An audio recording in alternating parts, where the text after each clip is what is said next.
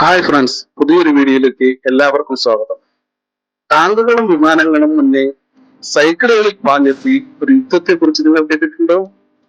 അതാണ് 1971 ഇതിഹാസമായ raise to Dhaka.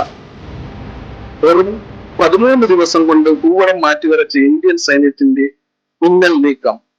ബംഗ്ലാദേശിലെ ഇടുങ്ങിയ വഴികളിൽ കൂടെ ടാങ്കുകൾക്ക് എത്താൻ കഴിയാതെ വന്നപ്പോൾ നമ്മുടെ ജവാന്മാർ ലക്ഷ്യസ്ഥാനത്തേക്ക് എത്തിയത് സൈക്കിളുകളിലാണ്.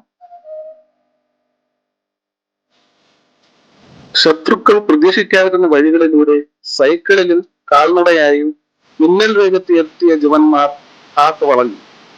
ജനറൽ സാം മനക്ഷയുടെ തന്ത്രങ്ങൾക്ക് മുന്നിൽ ശത്രുക്കൾക്ക് പകച്ചു നിൽക്കേണ്ടി വന്നു. 93,000 പാകിസ്ഥാൻ സൈനികരാണ് ഇന്ത്യൻ സൈന്യത്തിന് മുന്നിൽ ആയുധം വെച്ച് കീഴടങ്ങിയത്.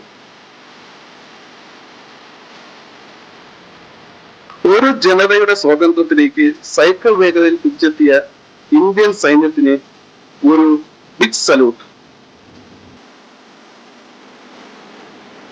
ഇന്ത്യൻ ആർമിയെ സ്നേഹിക്കുന്നവരും നമ്മുടെ ജവാന്മാരെ ഇഷ്ടപ്പെടുന്നവരും ഇതിനൊരു ലൈക്ക് അടിക്കണേ. ഫുൾ വീഡിയോ ഞാൻ ഡിസ്ക്രിപ്ഷനിൽ കൊടുത്തിട്ടുണ്ട്. ജയ് ഹിന്ദ്.